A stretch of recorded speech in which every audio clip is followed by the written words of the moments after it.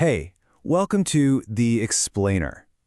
Today, we are diving into something we all do every single day, often without even thinking about it. We communicate. And we're going to build a practical toolbox together using some amazing ideas from the Communication book by Mika Krogeris and Roman Chapelar. The book kicks off with this quote that it hits the nail on the head. Communication is a bit like love. It's what makes the world go round, but nobody really knows how it works. And that feels so true, right? We're doing it all the time, but so much of it feels like pure guesswork. But what if we could change that? What if it's not some big mystery? What if communication is actually a skill, a set of tools that, with a little bit of practice, we can all get really good at? Well, that is exactly our mission for today. We're going to pull 3 super powerful, super practical tools straight from this book that you can put right into your own communication toolbox. And stick around, because there's a final idea that kind of ties the whole thing together. All right, tool number 1, this is all about influencing others. How you can ethically persuade people and get to yes, whether that's in a big client pitch or just a chat with your boss. So this whole idea is built on the work of psychologist Robert Cialdini, who figured out that there are these 6 universal principles of persuasion. Now, this is not about manipulation, let's be clear.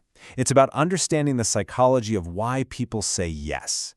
We're going to unpack 2 of the big ones. Okay, let's break these down. First, you've got reciprocity. It's a really simple idea. Give something of value before you ask for something. It's just human nature to want to return a favor. And then there's authority. We are hardwired to listen to experts, so the book challenges us to think, what's your symbolic white coat? What is it about you that signals you know your stuff? And here's where it gets really, really smart. Cialdini says that when you do someone a favor, don't just brush it off with, oh, no problem. You got to frame it by saying something like, of course, it's what partners do for each other. You're not just being nice. You're actually building a real cooperative relationship for the future. Okay, so that's tool number 1, influencing. Now for tool number 2, we're going to shift gears a little bit. We're moving away from speaking and more into seeing. It's all about understanding what's really happening in a conversation, especially all the stuff that nobody's actually saying out loud. And to help us do this, the book gives us this amazing visual metaphor, the iceberg model. The core idea is that the words we say, the facts, the data, that's just the tiny, tiny tip of the iceberg that you can see above the water. And when you see it laid out like this, it really just clicks.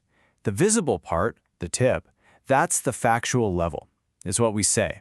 But look at everything that's hidden below the surface, the interpersonal level. We're talking tone of voice, body language, all those secret hopes and private motives. That hidden part is huge, and it's what really drives the conversation. So the lesson here? It's pretty straightforward. If you're only listening to the words, you are missing most of the message. To really, truly connect and understand, you have to learn to see what's happening below the surface. And that leads us perfectly into our 3rd tool, which takes an even deeper dive into that hidden part of the iceberg. This one is all about the unspoken message, and something we often forget about, the incredible power of silence. This entire tool is built on one simple but totally profound idea from a theorist named Paul Watzlawick. It's his first axiom, and it goes like this: you cannot not communicate. Think about that. Everything you do and everything you don't do is sending a message. Let's make this real. Imagine this scene from the book. A partner comes home from work, sits down, and just stares off into space. They're totally silent. Are they communicating? Oh, absolutely. That silence is deafening, right? It's communicating that something's up, that something's wrong. You're always communicating even when you say nothing at all. And if you still need proof of how powerful the unspoken stuff is, check out these numbers. According to researcher Albert Mehrabian, when we're talking about our feelings, our actual words only account for about 7% of the impact. Just 7%. A whopping 38% comes from our tone of voice, and a massive 55% comes from our body language. It really proves the old saying, it's not what you say, it's how you say it. So, we have our 3 tools for navigating the conversation itself. But what about what happens after it's over? What do people walk away with? The book leaves us with one last absolutely crucial insight for our toolbox. It's a concept called the peak end rule. and it comes from Nobel Prize winner Daniel Kahneman.